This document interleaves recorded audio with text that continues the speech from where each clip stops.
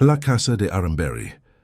My name is Joaquim Velasquez. I'm 32 years old, and I work as a restorer of historic properties in Monterrey. Well, what was supposed to be just another job ended up turning into the nightmare of my life. It all started when I got a call from a businessman who had bought an old property on Aramberry Street, a mansion with an imposing appearance, and the number 126 stamped on a piece of metal already corroded by time. At the moment, I didn't give it much thought.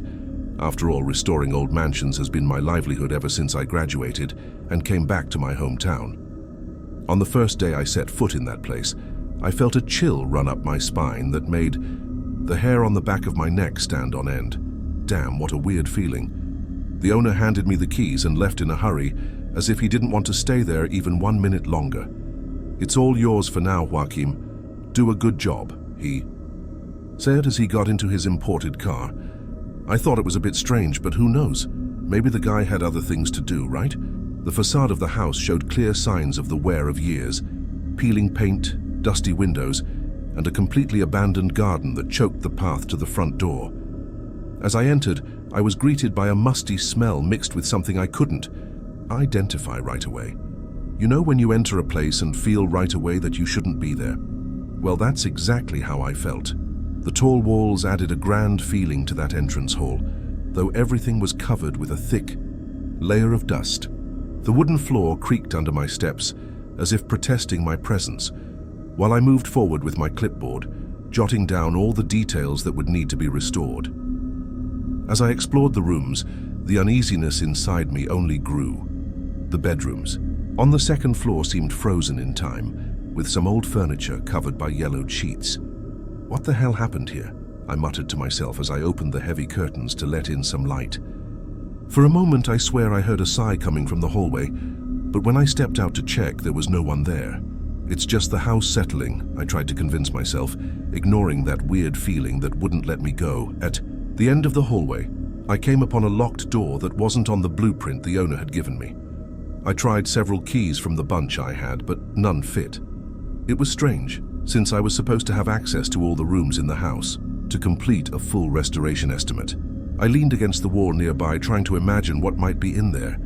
That was when I felt something odd on the wall, a bump that didn't feel natural. Looking closer, I noticed it was a small metal plate, almost the same color as the wall with 126 engraved on it again. That night, after I got back to my apartment, I couldn't get that house out of my head. I spent hours on the internet searching for anything about Aramberry Street, trying to find any information about number 126. It was well past midnight when I found an obscure web page that talked about historic houses in Monterrey. My heart nearly stopped when I read the first line. Among the city's most infamous residences stands House 126 on Aramberry Street, the site of one of the most shocking crimes of the early 20th century. Man, sleep was gone in an instant. I kept reading, my mouth going dry and my hands trembling a little. The next day I went back to the house with a lump in my throat. Something told me I should drop that job, but curiosity won out, not to mention I needed the money, right? I was determined to find out what was behind that locked door. I took some extra tools with me, including a crowbar just in case. As I walked through the garden toward the entrance, I had the impression that the windows on the second floor looked different, as if someone had fixed the curtains. Nonsense, I thought. I'm probably getting paranoid after spending the night reading creepy stories. Little did I know that would be just the beginning of a journey that would completely change my life and my idea of what's real and what exists beyond our understanding. That morning, I decided I needed to know more about the house's history before continuing the work. I stopped by the Monterrey Municipal Archive, an old building downtown where the region's historical records are kept. The attendant, an elderly woman, looked at me with a strange expression when I mentioned the address on Aramberry Street. "Ah, the Elizondo house," she murmured, struggling a bit to get up from her chair.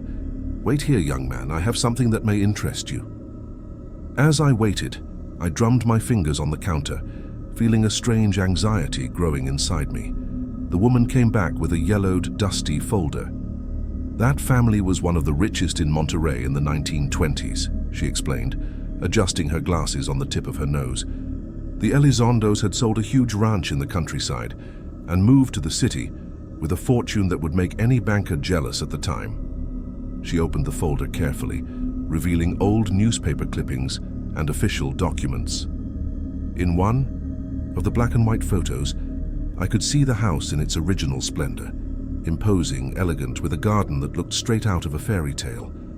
It was hard to match that image with the decaying building I was working on. According to the records, the family was made up of Don Florencio Elizondo, his wife Esperanza, and their 3 daughters, Paulina, 19, Carmen, 16, and little Sofia, only 12. There was also a maid who lived with them, Antonia Barraza. Newspapers of the time talked a lot about the social events held at that mansion, with Monterrey's high society gathering for lavish parties. Wow, what a contrast. As I looked over those documents, I tried to imagine what the house would be, like, filled with people, music, and laughter, so different from the dark, silent place I knew. Their money was the talk of the whole city, the woman continued, a strange glow in her eyes. They say Don Florencio kept most of his fortune at home, instead of trusting the banks. He was a suspicious man, you know, and turns out he was right. She gave a dry little laugh that made me instantly uneasy. What do you mean? I asked, swallowing hard. She leaned over the counter and lowered her voice as if afraid of being overheard. Well, young man, the money was their downfall. News of the hidden fortune in that house spread like wildfire. As I returned to the Elizondo house that afternoon, I couldn't stop thinking about what I had discovered. A rich, respected family living in a grand mansion. And suddenly, nothing. The records showed the property had been abandoned for years, after 1923, but didn't explain why. What could have happened to the Elizondos? Why would they abandon such a valuable house? And even more intriguing, why did no one else want to live there for so long? These questions pounded in my head as I parked in front of the rusty gate. I walked into the house with new eyes. Now each room told a different story to me. In the living room, I imagined Don Florencio negotiating with other powerful men of the city. In the dining room, I could almost see the family gathered around. The massive oak table that was still there, covered in a thick layer of dust. I went up the stairs thinking about the 3 girls, running through the hallways in their fancy dresses. Suddenly I stopped halfway up the staircase. I'd heard something, a soft sound like the rustling of a dress. Is someone there? I called, feeling my heart start to race. Nothing. Just the heavy silence of the empty house. On the 2nd floor, I went straight to the locked door I'd found the day before. I was determined to open it, whatever it took. I took the crowbar from my backpack and, after a few tries, managed to force the lock. The door opened with a chilling creak, revealing a room that looked as if it had been preserved exactly as it was a century ago. Unlike the rest of the house, there was no dust here. Just a strong scent of rose perfume mixed with something metallic that reminded me of blood. In the middle of the room was an intact canopy bed, with silk sheets that looked new. On the vanity, I saw a silver brush and mirror set with the initials P.E. engraved, Paulina Elizondo. On the wall, a large portrait showed the whole family, all with serious expressions, as was common in photos at that time. I left the Elizondo house, completely traumatized that day.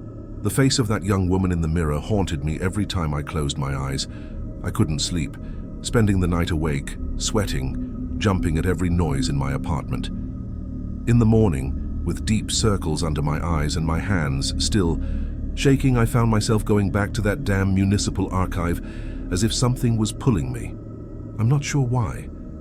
Maybe I needed to understand the horror I had witnessed, or maybe I was already trapped by that house in a way I couldn't understand. A middle-aged man welcomed me, introducing himself as Professor Ortega. When I mentioned the address, his face instantly turned pale. The Elizondo house, he whispered, and there was something in his voice that made the hair on the back of my neck bristle. He took me to a room in the back, locking the door behind. Hers? My throat went dry when I saw the brown envelope marked confidential in red letters that looked like dried blood.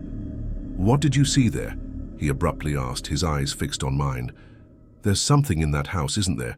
something that is still there. I couldn't answer. The images in the mirror came back in full force, those wide, terrified eyes, that mouth open in a silent scream. My God, I felt like I was suffocating right there in that stuffy little room. The photographs that Ortega spread out on the table made my stomach turn. Twisted bodies, a pool of dark blood spreading over the same floor where I had walked just days before.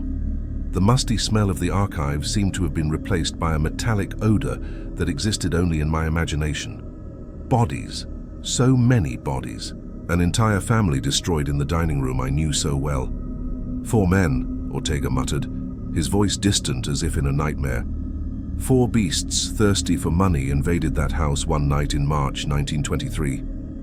In the black and white photos, the patterns of dark stains on the floor formed grotesque shapes, as if the blood itself wanted to tell its grim story. As he spoke, I could almost hear that family's screams, as if the walls of the archive had become those of the cursed house. Gonzalez, Quintanilla, Cárdenas, and Trevino. 4 names that now echoed in my head like a terrifying chant. I closed my eyes and saw Don Florencio falling at the first shot. I saw Esperanza begging for her daughter's lives. The girls huddled, in a corner hugging, crying, and poor Antonia, the maid, trying to protect them. My God, I could feel the terror of that night reaching out across nearly a century to get to me. The cruelty of those men went beyond what any sane mind could imagine. Hours of torture, searching for a treasure that barely existed, while they drank and laughed among the screams of their victims. The men were caught the next morning, Ortega continued, his voice now a rough whisper. They were still there, drunk, covered in blood, surrounded by jewelry and a few wads of cash. But the real Elizondo fortune was in Swiss banks. He leaned in closer, and I could see beads of sweat on his forehead.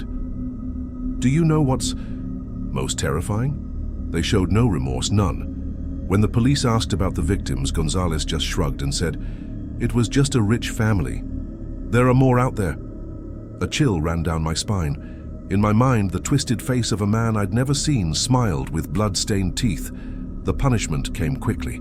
The whole city was calling for revenge. "Le fuga," Ortega said, and those 2 words sounded like a dark omen. They were taken outside the city a week after the crime. They said they were being transferred. They made them kneel in the dirt under Monterrey's scorching sun. As he spoke, I saw the scene unfold. The 4 men handcuffed, a circle of police officers with guns pointed, the heavy silence of the desert. They counted to 3, shouted, "Run," and then Ortega snapped his fingers, the sound echoing in the small room like a gunshot. Execution. No real trial, no chance. People's justice, they called it. Gonzalez laughed when he heard the order to run. Quintanilla begged for mercy until the last moment. Cárdenas really tried to run and was shot 3 times in the back. Trevino, the youngest, was paralyzed. He was shot without moving an inch. As I listened, a rising buzzing took over my hearing. Suddenly, the air in the room felt too heavy to breathe. "There's something you need to know," Ortega whispered, leaning in so close I could feel his warm breath on my face. "They say that at the moment of death, the 4 made a pact with something from the shadows. They swore to return to the house to claim what they believed to be theirs by right, and the eldest daughter, Paulina." He swallowed hard. "They say parts of her body were never found." As I left the archive, my legs could barely hold me up. The sun was setting, and the shadows stretched out across the streets of Monterrey like slender fingers trying to reach me. Why did it have to be me? Why that house? Why had that girl appeared to me in the mirror? Something told me it wasn't by chance. Some force beyond my understanding had chosen me, had pulled me into this web of horror and blood. That night, lying in bed, sweating despite the fan cranked to the max, I knew I would return to that house. Not by choice, but because I was already trapped by it. And as sleep finally overtook me, I could have sworn I heard a woman's voice whispering in the dark. "Help us, Joaquim. They're coming back. They always come back." In the early hours of the next morning, I went to Monterrey's Central Plaza. I can't explain why. I just felt like I needed to be there. The square was empty except for an old man sweeping up dry leaves. When he saw me sitting on the bench, he slowly approached, leaning on his broom. "This plaza has history," he said suddenly. History you won't find in books." I didn't respond, but he kept going as if he needed to get it off his chest. "My grandfather told me about what they did with the Elizondo murderers," he said, pointing toward the central gazebo. "After killing them with that lay fuga, they brought the bodies here, one on each pillar of the gazebo." His words hit me like rocks in my stomach. The gazebo that I always thought was so beautiful had once been the stage for a macabre display. For 2 whole days those men were left there, hung up as an example. The whole city came to see. The old man was now staring far off. Gonzales, Quintanilla, Cardenas, and Trevino. My grandfather remembered every name, every face. He said he never forgot the smell. I got up and walked toward the gazebo, looking at the 4 main pillars. There were no visible marks, but now I could almost sense something emanating from those old wooden structures. People walked by, looked up, some prayed, others cursed. It was like some bizarre procession. The old man went on, following after me. "The authorities brought troubled youths from the city to see," he continued. "They'd say, 'Look where this path leads you.' City workers documented everything in photographs. Some of those still exist in the archives." I stayed silent, staring at the floor of the gazebo. It was the same original floor, the dark. Wooden boards. How many drops of those men's blood had fallen there? How much of that horror still lingered, invisible to most eyes? The strangest part, the old man lowered his voice, was what happened on the night between the 2 days. The bodies were displayed. The night watchman in the plaza heard voices. He said the dead men were talking among themselves, planning something. No one believed him, of course. The next day they found him in a state of shock, muttering that they said they'd come back. The old man laughed nervously. They said he was just a drunk, but my grandfather knew the guard. He was a serious religious man. He was never the same after that night. I noticed something strange while he was talking. A small headstone, almost hidden at the base of the gazebo. The old man caught my glance. "Ah, that's the mark of shame. After the bodies were removed, the mayor put that stone there. It has the names of the victims, not the murderers, so that the city would always remember who to mourn." I knelt down to read the names engraved in the worn stone. Florencio, Esperanza, Paulina, Carmen, Sofia, Antonia. 6 lives wiped out in a single night of violence. When I stood up, I noticed the old man staring intently at something behind me. His face had turned pale. "Never come here after dark," he whispered, "especially not if you have anything to do with that house. They know who goes inside. They always know." Before I could ask what he meant, he hurried off, leaving the broom leaning against a bench. I looked toward where he'd been staring, but saw only the statue of the city's founder, unmoving on its marble pedestal.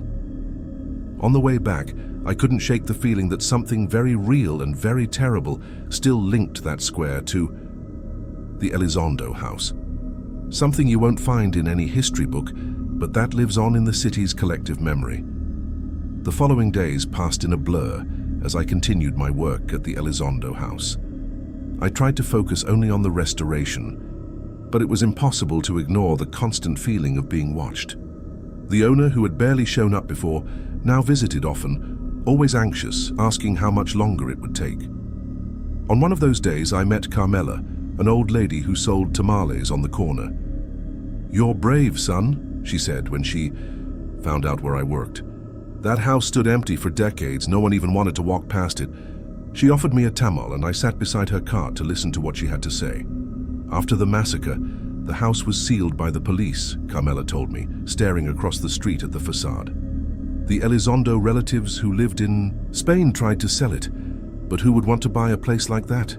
She made a motion to ward off the bad luck. In the 40s, a real estate company managed to rent it out to a couple from out of town who didn't know the story. They lasted 3 nights. On the 4th, they ran out in the middle of the night, leaving everything behind. The woman was screaming about voices in the walls, scratching on the ceiling. Carmela went on while I ate. In the 50s, a businessman got it for a steal, thinking he'd turn it into offices. Work began on a Monday. By Wednesday, a worker fell from the 2nd floor and died instantly, right where Don Florencio's body was found. Coincidence?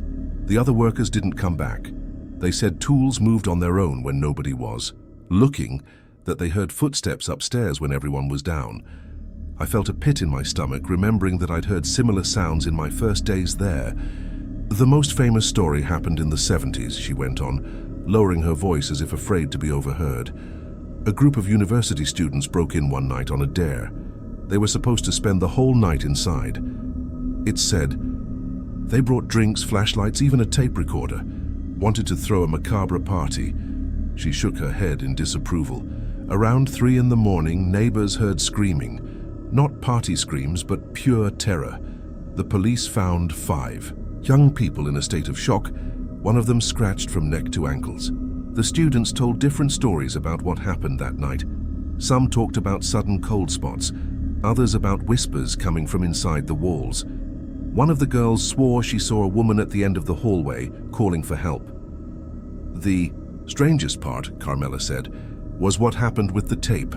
They'd brought a recorder to document their adventure. When the police played it, besides the students' voices, there was clearly a woman's voice, singing a lullaby in Old Spanish. And at a certain point, a man's voice, hoarse, saying, "We found you." From then on, the house became nationally famous. Reporters, paranormal investigators, curiosity seekers, they all wanted to get in, but City Hall kept the place closed, citing structural risk. "But I've lived on this street my whole life," Carmela said, pointing to a small house 3 blocks away. "I've seen things no one would believe. On nights with a full moon, especially in March, the massacre's anniversary, lights go on and off by themselves, even with the electricity disconnected. And the screams, my God, the woman's screams that come from there sometimes." The story that impressed me most was about a photographer who was allowed to document the interior in 1992 for a book on colonial architecture. "He spent 2 days taking pictures of every nook and cranny," said Carmela. "When he developed the films, more than half the shots showed strange bands of light, like someone had flashed a lantern in front of the lens. And in 3 specific photos, all in the main bedroom, there was the outline of a woman standing next to the bed." She looked at me seriously. "That man, a respected professional, swore he was alone at all times. He quit photography after that. There's something else about that photographer nobody tells," Carmela added in a hushed voice. 3 months after taking those pictures, he was put in a psychiatric clinic. He said he got phone calls in the middle of the night, always at 3:17 a.m. Whenever he answered, he'd hear the same lullaby that was caught on the student's tape. And before he was admitted, he covered all the reflective surfaces in his house with dark cloths. Mirrors, windows, even his TV screen. He said she could come through them. Carmela got up to serve another customer, leaving me there with those stories echoing in my head. I looked at the house across the street, its outlines darkening against the evening sky. The windows looked like eyes watching, patient, waiting. And for the first time since I started that job, I admitted to myself there was something in that house, something real, tangible, that can't be explained by legends or suggestion, something that somehow had chosen me. The weight of that realization hit me as I got up to go back to work. Some houses never really stay empty. The property was sold in 2009, 86 years after the crime. A few days later, the owner called me for a talk in the front yard. He was a middle-aged man, well-dressed with deep circles under his eyes that hadn't been there when he first hired me. "I need to tell you how I got this house," he said, lighting a cigarette with slightly trembling hands. "In 2009, I was the first to officially buy this place since the Elizondo family. 86 years after the massacre, the house finally changed hands." He took a long drag. "It was an unbelievable opportunity. The property was worth 10 times what I paid, even needing so much work." "Why did it stay ownerless for so long?" I asked. Though after Carmela's stories, I already knew the answer. The man laughed without humor. "The stories, of course. For decades, nobody wanted to buy it. Some people tried to rent it, but never lasted more than a few days." He looked at the house's facade. "The city took possession in the 80s for back taxes. There was a plan to tear it down and build a small museum, but there were a lot of protests. Many believed knocking down the house would disturb the spirits of the victims." He went on. "In 2009, the financial crisis forced the city to sell off a lot of historic properties. They put this one up for auction, and nobody came, except me. He looked around as if afraid someone might hear. "You know why I bought it? Because I don't believe in any of this ghost nonsense. I'm a businessman, practical. I saw a chance for profit and took it." He dropped the cigarette and ground it out with unnecessary force. "But in recent years I've kept the house closed, not out of fear, understand, just waiting for the right moment to renovate." I realized he was lying. There was something in his eyes, an ill-concealed dread. "Why did you decide to fix it up now after all these years?" I asked him directly. He sighed, looking suddenly older. "My wife passed away last year. Cancer.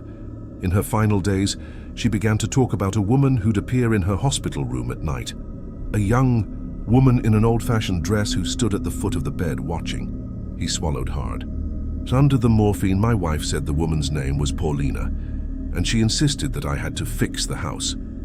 The man stared at me with unsettling intensity. "I never told my wife about this house, never once mentioned the name. Elizondo, how could she have known?" I was silent, with nothing to say in reply. After the funeral, I started to have the same dream, always the same. I'm in this house, in the entrance hall. A young woman points to the second floor and says it's almost time, they're coming back. I hired you the day after I had that dream for the first time. He pulled an envelope out of his suit pocket. "Inside is payment in full for your work, even what you haven't finished." I understood immediately.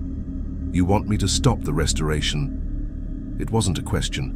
He nodded, relieved I'd understood without him needing to explain. "I'm going to try to sell the house again. I already have a buyer lined up, a foreigner who doesn't know the local history." He slid the envelope back into his pocket when I refused to take it. "You can keep the money even if you don't finish the job. I just ask you never to talk about what you saw or felt here. It's a fair deal." There was a note of desperation in his voice, a strange urgency to bring that subject to a close. After he left, I remained standing in the garden for a long time, looking at the house. The sun was beginning to set, casting long shadows across the facade. Paulina's room on the second floor had the window open. I'm sure it was closed earlier. A gentle breeze stirred the white curtain, which seemed to wave at me. "My name is Esteban. I'm 32 years old. I'm an administrative assistant and I live in Monterrey, Nuevo León. My routine has always been so predictable that everything felt almost too familiar. I work all week, come home, make dinner, relax a bit watching TV, and go to bed early. On Friday nights sometimes, I risk going out to meet up with a friend, hear some good stories, and maybe get a delicious chill from those urban legend conversations. But that night, it wasn't just the beer that froze my hands. The topic at the bar was a heavy one. There we were, laughing out loud until someone brought up the story of the Puente del Diablo, not far from there in Nuevo León itself. When I heard the name, I admit I just laughed it off and tried to play dumb. But no one was joking around. Some swore up and down they'd seen strange things, and others just shook their heads with wide eyes, like they didn't want to remember. No one would look the other in the eye like they were scared of something beyond my understanding. Truth is, curiosity is a dangerous thing. After hearing so many versions, that bridge stuck in my mind like gum on a shoe.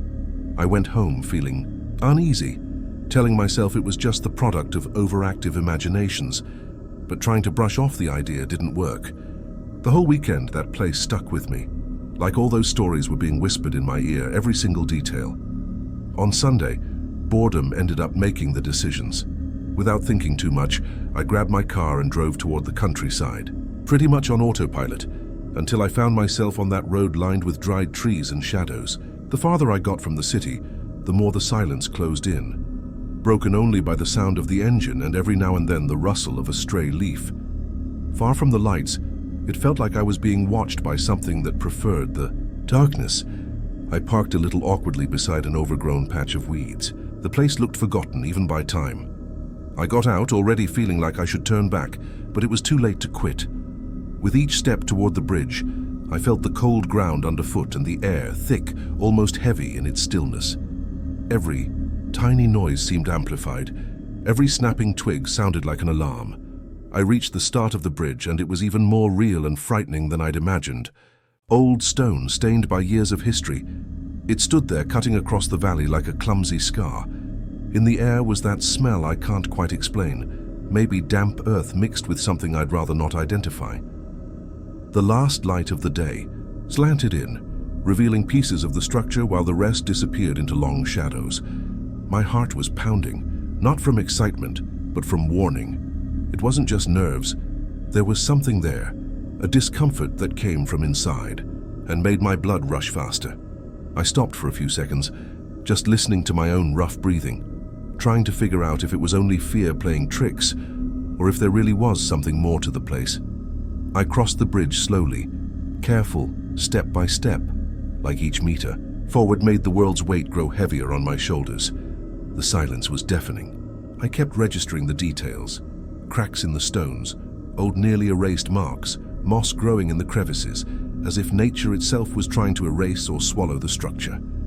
I tried to ignore the urge to look back, because if I did, I knew I wouldn't have the courage to return. As I crossed, a cold breeze swept through the valley, making the air vibrate around me and giving me goosebumps under my thin t-shirt. For a second, everything felt impossibly distant. The sounds of the city, familiar voices, even the certainties of everyday life. The stone ground under my feet sounded hollow, echoing, as if the bridge was hiding a stifled secret beneath it.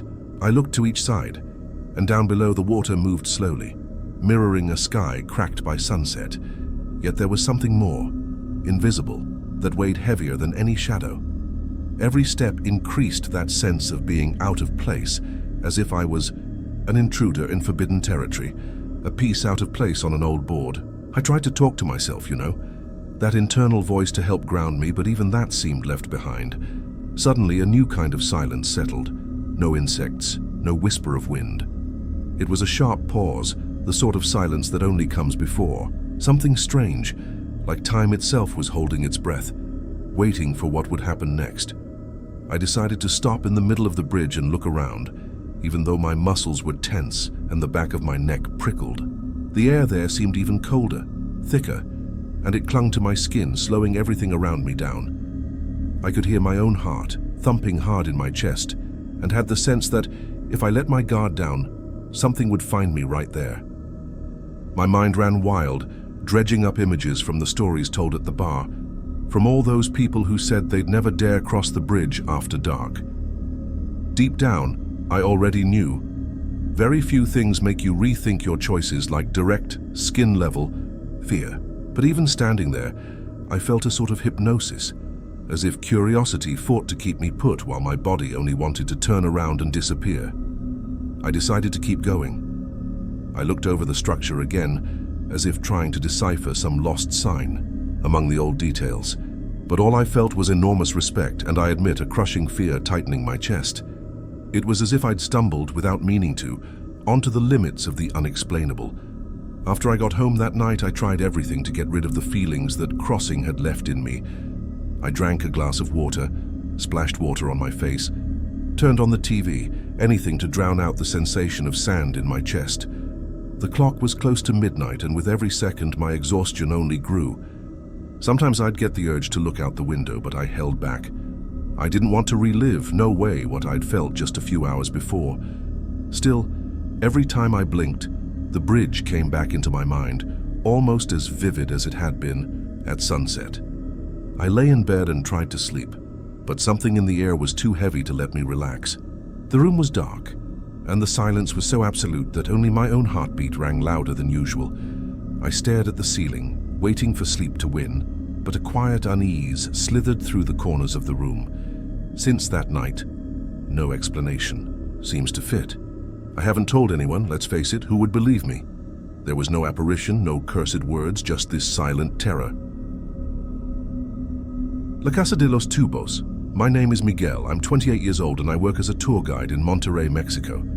I've always been fascinated by historic places with peculiar stories, which is what led me to this profession. I live in a small apartment in the city center, from where I can see the mountains that cradle our region. My life was pretty uneventful, until that night I decided to visit La Casa de los Tubos, a place I'd always avoided including in my tours, despite the persistence of some more adventurous tourists. For those who don't know, La Casa de los Tubos, is a bizarre abandoned building on the hills of Monterrey, with huge tubes jutting out of the facade like frozen concrete tentacles. Everyone in the city knows the stories. They say it was built by a wealthy man for his daughter, who used a wheelchair, with the tubes serving as slides and special passages. But what started as a project of love ended in tragedy when the girl suffered a fatal accident during construction.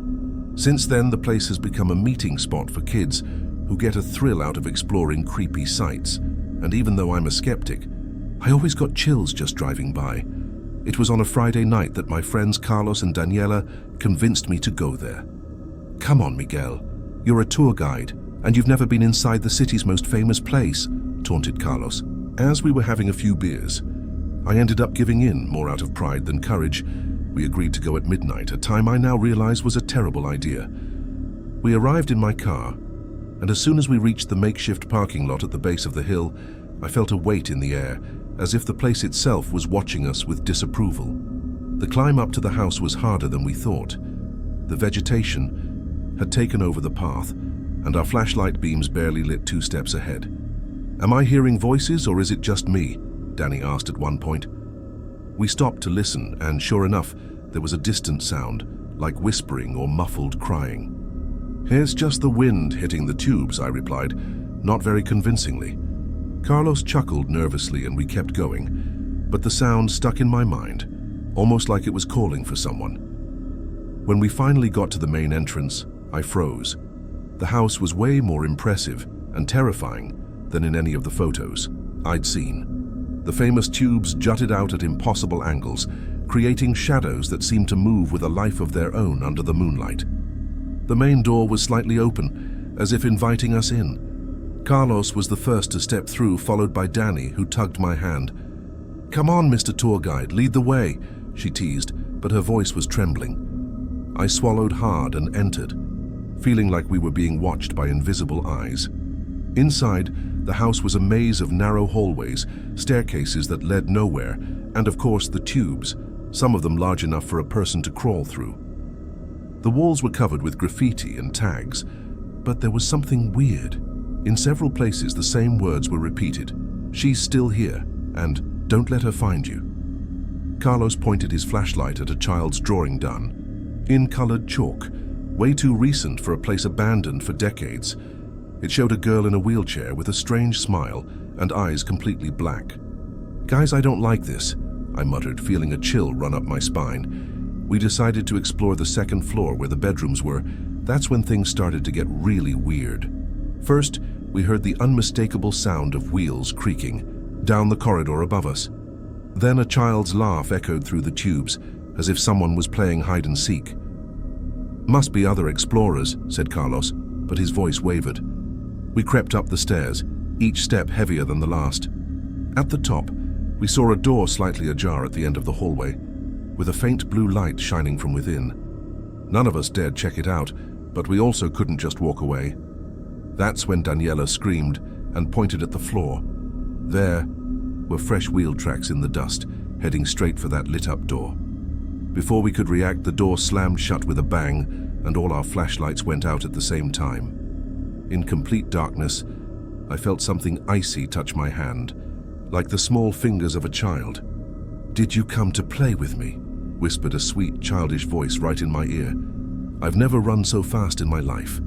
We tumbled down the stairs, stumbling over ourselves. When we finally reached the car, we were out of breath and in shock. None of us spoke the entire way home. To this day, I can't explain what happened to that night, but one thing's for sure: I never went back to La Casa de los Tubos, and I always look the other way when I drive past those hills. After that night, I spent weeks unable to sleep well. Every time I closed my eyes, I would hear that childish voice whispering in my ear. My friends were shaken as well. Carlos even took a few days off work. Daniela was the most affected. She swore she saw a girl in a wheelchair in the dark corners of her apartment. I tried to convince her it was just trauma, fear feeding the imagination, but I didn't really believe it myself. I started digging more into the house's history, searching old newspaper archives and talking to older folks in the neighborhood. What I found only made my unease grow. The official story was that the house had been built in the 1970s by an eccentric architect for his disabled daughter, but the details were fuzzy. I found an old man, Don Hector, who had worked as a bricklayer on the construction. That house should never have been finished, he told me, his trembling hands wrapped around a cup of coffee. According to him, the architect had never actually had a daughter, at least not a living one. The girl had died years before in a car accident that left her father shattered. He said she still talked to him, that she'd asked for a special house where she could play forever. Don Hector lowered his voice. The tubes weren't for a handicapped child to get around. They were for her to manifest, to make passages between our world and hers. I figured it was all nonsense, of course, but then Don Hector showed me an old picture from the construction. There was the architect, a thin man with a haunted look, and next to him, I swear my blood ran cold. There was a whitish stain, unmistakably shaped like a child in a wheelchair. All the workers saw strange things, the old man went on, tools that moved around, children's laughter coming from empty rooms, drawings appearing on freshly painted walls. Construction only stopped when one of the workers fell from one of the tubes and died instantly, right in the room where we'd seen that blue light. I left Don Hector's house more disturbed than when I arrived. In the days after, I started noticing strange things in my apartment. Objects out of place, the sound of wheels rolling in the hallway late at night, and worst of all, children's drawings showing up on blank pages in my notebook. Always the same subject, a girl in a wheelchair playing on the tubes of the house. I tried to convince myself I was just being paranoid, that maybe I was doodling during sleepwalking spells. But then, one Sunday morning, I found a different drawing. It showed 3 stick figures, clearly me, Carlos, and Daniela, all inside one of the tubes, with the girl smiling on the outside. I called my friends immediately. Carlos answered in a shaky voice. He'd also been having weird experiences. Daniela didn't pick up. We went to her apartment and, after knocking non-stop with no reply, convinced the doorman to let us in. The place was empty, but in the living room there were dozens of identical drawings to the ones I'd found, all done with colored chalk. On the kitchen table, a note written with a shaky hand. She won't stop calling me. I need to go back there. She just wants to play. My heart raced when I saw the date in the corner of the page. It was 3 days earlier. Without thinking twice, Carlos and I rushed to La Casa de los Tubos. The sun was beginning to set as we arrived, casting long shadows from the tubes twisting against the orange sky. We found Daniela sitting at the entrance, gazing off and holding a piece of colored chalk. She barely recognized us when we arrived, murmuring about a friend who had taught her the secrets of the house. We took Danny home, and over the next few days, she gradually improved. She told us she had spent hours inside those tubes, following her little girl's voice, promising to show her secret places. The house is bigger inside than outside, she insisted.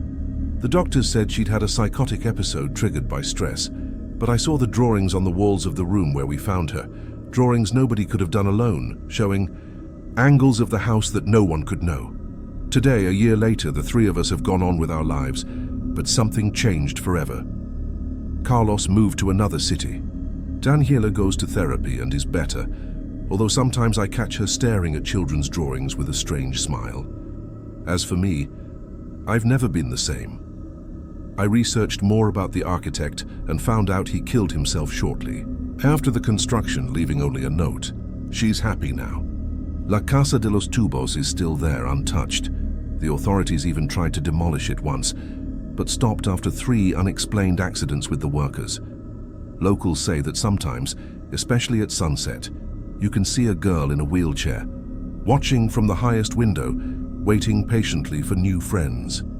I changed my route to the opposite side of the city, and when someone asks me about the strange building on the hills, I just say, some places are better left unexplored.